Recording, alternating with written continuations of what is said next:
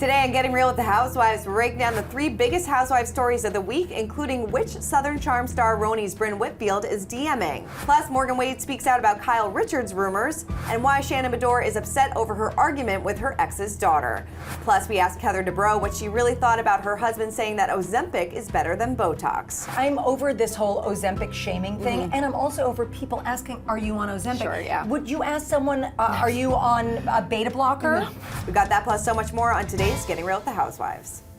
Hey guys, Christina Garibaldi here with us, weekly executive producer Mandy DeCamp, and welcome to another big week of Getting Real with the Housewives. I'm excited for this week. I love when there's a Bravo crossover, so the Southern Charm news really excites me. The Southern Charm, and the Southern, I mean, I know this isn't reality recap, but that Southern Charm trailer is so good.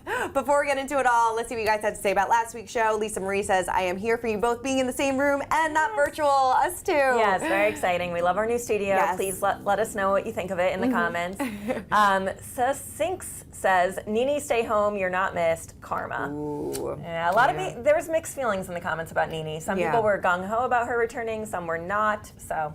I don't know. We'll have to wait and see. GS3 Products says, Roni is horrible. No one likes the reboot. What are you talking about? What are you talking about? I love it. This comment really threw me off because I was like, I actually love it. I do too. Especially I truly love this week too. I thought, we got a little bit more backstories on some of the girls. I'm really enjoying it. I know. I feel like a lot of people aren't watching it yet. Yes. Like my sisters who typically watch all the Housewives have not seen one episode of it yet. So I feel like people are going to like binge it all at once and maybe be into it, or maybe not. Maybe we're the only two. No, maybe it's a slow burn. We'll have to wait and see. Well, speaking of Roni, breakout star Bryn Whitfield revealed that she's been communicating with the Southern Charm's Chef Rose after calling him cute. So she initially played coy when asked about him during an appearance on Watch What Happens Live with Andy Cohen, but when host Andy told her that Shep recently said he wanted to DM her, she confessed that they already did. She said he's very sweet, he's very smart, very sweet, and it's all PG. It's like all about philosophy and dogs, our favorite subjects. I love that. I love that. So she first teased her crush on Shep last month during an interview on Watch What Happens Live, saying, I have a little secret, I think Shep's cute, it takes one commitment phobe to know another commitment phobe. Well, Andy expressed some skepticism about the connection between the duo, but Bryn doubled down saying, I'm from Indiana, Midwest and down south, we play it dirty. Now, Shep said that he was flattered, thanking Bryn in the comment section of the Instagram post shared by Watch What Happens Live official account. He wrote, that's certainly nice to hear, thanks for thinking of me, Bryn. I mean, Andy could have been a little bit more enthusiastic about her brave and accurate proclamation. Perhaps he knows too much. This poses a problem. No, so they haven't made an in real life connection just yet, but she recently admitted to hooking up with a reality star from another Bravo franchise, Peter from Vanderpump. This is interesting. So she said during a July appearance on the Mention It All podcast, I think I made out with him once at Halloween. This was like 2006. She's also good friends with Lisa Vanderpump's daughter, so that's the connection there. She's very connected. She's very connected. Yeah, I'm not surprised about her being cast on the Housewives after hearing about all these connections that she has to these Bravo stars. But I'm into Bryn. Like, I was so not into her at first. Yes. And now I'm like, I love that she's single, having fun, DMing people, admitting to it. Yes. I'm here for her. She's living her best life. I can't wait to see what happens at BravoCon between the two of these people. So you got to keep a close eye on them. We got to keep a close eye on what happens with Bryn and Shep. But would you like to see them together? I don't know. Yeah, I don't know if I actually want to see them date. I just, maybe, it would be a fun hookup. I don't think this is like a long-term thing because based on what she says, she wants to settle down. Shep is the ultimate bachelor, so I don't know if it'll happen. And I don't see Shep ever leaving Charleston or the South. Definitely not Charleston. Like, he has a family legacy there. Yes. Maybe she would move out of New York. I'm not sure how connected she is to New York yet. We'll see. We'll see. All right, well, moving on to more Kyle Richards news. She was seen at Lollapalooza supporting her good friend Morgan Wade this past weekend. The 28-year-old country singer performed her biggest hits at the Chicago Music Festival on Saturday, where she had a slew of besties cheering her on. Richards and her eldest daughter, Farrah, were there. They even posed for a selfie backstage at the show with Morgan. So she also dropped her new single, Fall in Love with Me, and teased that Richards co-stars in the music video. Very interesting. These two are just so connected, and we don't really know in which way yet, but I guess they're just good friends. In an Instagram teaser post on Friday, Richards said, I heard Morgan on the radio, I heard Wilder Days, and then I went to all the others, and I was like, wow, this girl's blowing me away with her voice and lyrics, and I looked her up on Instagram and I was like, oh, the tattoos and everything, I wasn't expecting all that. She added at the time, so I followed her, and then I kept listening to her music on repeat, and then she sent me a DM asking why I was following her. Bizarre to me. Morgan has since spoken out about all of the Kyle rumors in an interview with 103.5 Kiss FM. She said, it's weird, just leave me alone. You wake up one morning to all the stuff about you on the internet, and I'm not used to that at all. We made this sweet video, and it's nice to be able to bring that live to same-sex relationships, and I'm not mad about that. If we can make something good out of a gossipy situation, I'm gonna do it. Very nice. Good. Yeah, I mean, it is strange. I mean, it's gotta be weird for her, someone who's kind of, obviously she has a fan base in the country music industry, but she doesn't have this type of spotlight on her, so that's gotta be a huge adjustment. But yeah, I don't know. I wonder, like, once we see this music video, is that going to clear up the rumor? I don't know. It's interesting because, Chriselle Staus, who obviously met her girlfriend on a music video, commented on that and be like, music videos are the best thing with a wink face. We have no idea what's going on. We don't. So, but I think some answers might come out on the upcoming season of Beverly Hills too. Definitely. I'm really needing that season. Yes, like immediately. Too. I need to know more details about how this all happened. I mean, I think it's just interesting that she started following her randomly. I wonder how many people she follows randomly. Maybe she does this every day, and it's not a big deal that she did that, but we'll see. We'll see. Yeah. All right. Well, Shannon Bedore is setting the record straight about where she stands with her ex, John Jansen's daughter. Spoiler alert, not well. So she explained to Andy Cohen, unfortunately, I don't have a positive relationship with John's daughter, which happens often in blended families. We did have an argument and I was upset about it. So last month, Shannon was allegedly seen shouting at one of John's daughters during an outing at a tiki bar in Costa Mesa, California. So Page Six reported at the time that Shannon was held back by security and removed from the club. Where are the cameras? Yeah. Andy, get a camera. Shannon and John split in January after 4 years of dating. When asked by Andy why she was in the same location as her ex's daughter, she stated, because John and I were out, we spend time together, like we're one day at a time, we have fun when we do things together. Shannon confirmed that she did get into a verbal fight with John's daughter. She did clarify that she wasn't kicked out of the club. She said, I asked security to help me with my Uber. That was it. Shannon and John began dating in 2019. They have talked about, blending their families and called it unbelievable back at the time, says everybody gets along and is growing closer and closer every day and we're all together as a group all the time. Shannon chimed in at the time noting that their kids' relationship with each other was great, but as we know, she and John have since broken up and it seems like things aren't going well with the blended families anymore. No, definitely not. I mean, I feel like that's a big giveaway about why that relationship may have ended. If she didn't get along with his daughters, that's a pretty major thing that could end in a relationship. No, totally. And, we're going to get into it a little bit in our OC recap, but it seems like there were definitely some big cracks in this relationship and they just couldn't sustain it. But hopefully she and John are in a good place, but it just doesn't seem like this relationship is going to be the long-term love that she so wanted. I don't think so. I can't see this coming back. Poor Shannon. Yeah, I know. All right, well, before we get into this week's recaps, we caught up with Shannon's co-star, Heather Dubrow, who dished on what she thinks about her husband, Terry, saying that Ozempic is better than Botox. Take a look. He was backing Ozempic very hard. So, saying it's better than Botox, things like that. What are your thoughts on that? And then also Emily, coming forward and saying that she was on Ozempic as well. Yeah.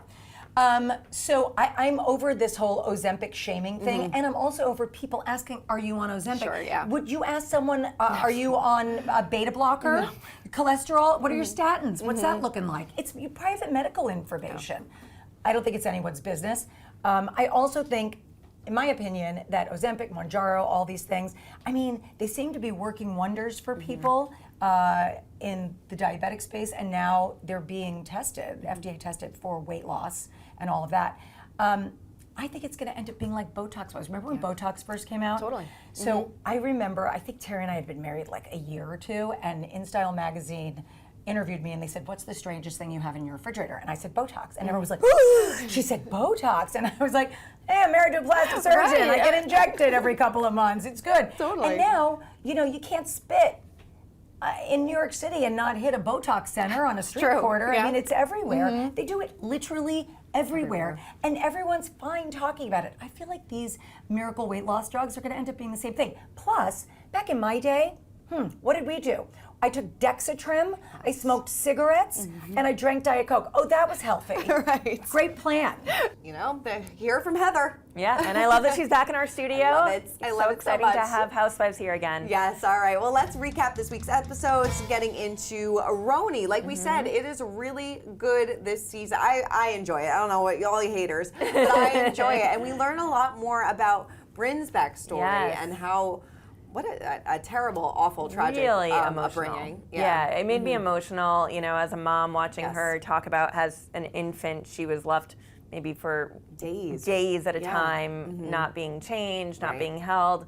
That can really have lasting effects on you. I mean, I'm not a psychiatrist, but I would imagine that could have long-term effects into your adulthood. Right, and then, like you said, not a psychiatrist, but it could be why, you know, she's been engaged 3 times. Maybe she doesn't want, maybe she's afraid of, you know, family kind of falling apart, but she so wants that and to change that narrative for herself. And, you know, you see how hard holidays are for her because she never had that stability in her life, and the holidays probably weren't something that she looked forward to. So I really loved that they gave her the Brinsgiving. I thought that was great, and I love it. You can see how appreciative she was and how emotional she was about it. Definitely. And you mentioned the 3 ex-fiancés, and the interesting thing is she still hangs out with the one, Gideon. They go away together. Right. So it really isn't about, obviously, them not getting along together. It's just about maybe her commitment issues with that. So I hope we get more into that and her kind of past and why she is so commitment phobic. Yeah, no, definitely. Yeah. There's a 20% chance that she'll marry him now, so which I love that she said.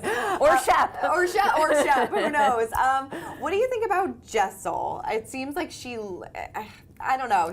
Maybe she just says whatever's on her mind. I guess very unfiltered. I kind of love her. Yeah. I do. I love her and Pavitt, I think his name is. I really enjoy them on the show. She also did a big feature with Marie Claire this month, which everyone should read, and it's kind of representing her culture. Was so important for her on the show, and just being open and modern, and it's very interesting. I like her. I do too. I like watching their family life. I like the whole marriage tax situation, and that they're not afraid to talk about it in front of cameras. I imagine going into the season that they kind of had a conversation like, let's just do this, nothing off limits. Let's be honest, and it's working for me. It is, no, and I mean that's the housewives that we love the most when it's you're really letting us into their lives, and I love that we're sitting in this beautiful apartment and they're having this conversation about sending their kids to preschool, and her husband's like, we're just sending them to nap. Why do we have to pay? Totally, because I've had this argument with every mom has had this conversation with their husband about where to send their toddlers to school. So I felt like it's very relatable. Very relatable. Maybe it's just me, but I'm into Jessel and Pavitt. I'm into the whole season so far. I really think, I know we're only like 4 episodes in, but I'm really liking it so far. Me too. I'm really liking OC too.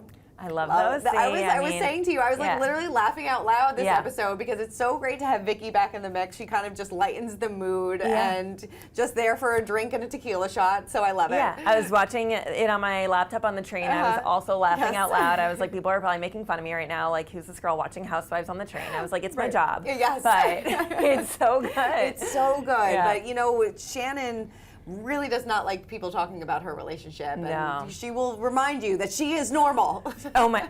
Okay, like if you have to scream angrily that you're so happy and you're so in love, you might not be that happy and that in love. Yeah. And it is weird, the dynamic between her and her now ex. Like, it almost seems like she's afraid, like, of him. And I don't mean like physically or anything like that, but just it's like she's so scared of getting into a fight with him. But like fighting is normal in relationships. Well, when she says that she's paralyzed by these fights, I'm like, really? I'm like, I wouldn't expect that from her. And like, I feel like they weren't as private like previous seasons. Right, I agree. Like I don't know where this switch came from. Maybe something with his daughters. Could be, maybe the family didn't want their whole life out there, which is understandable too. Then just don't film at all, kind of remove that completely. Because Gina's husband did that the first season. Like we never saw him, but we saw how that ended. Didn't work out. Didn't work out too well. But it's interesting that she's putting a lot of the blame on Heather, though, because I feel like they're all talking about it. They're all talking about it. Although, as Heather says, you can talk about it, just not against it.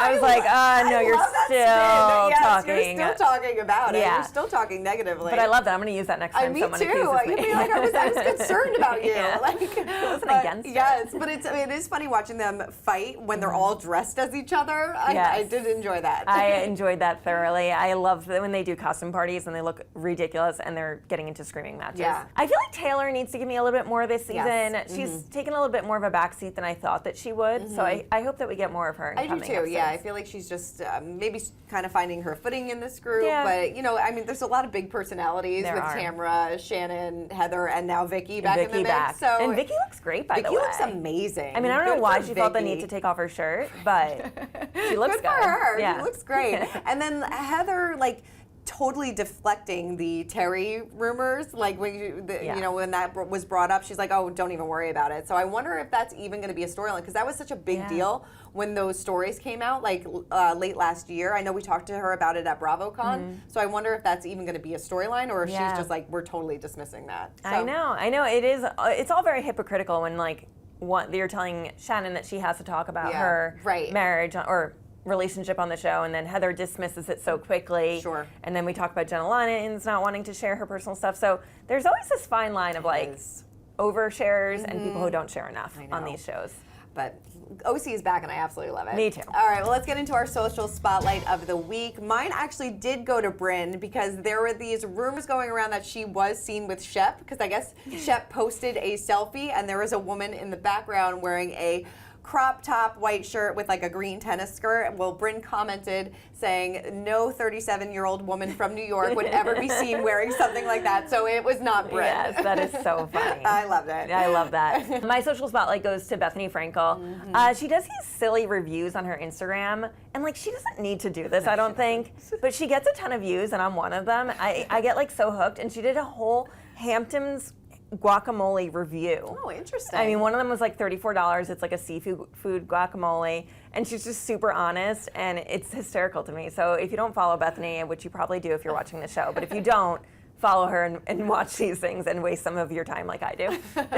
I love it. Love a good Bethany video moment. All right. Well, that is it for this week's episode of Getting Real with the Housewives. Let us know again if you are back on the Roni train, if you like it even more after this week.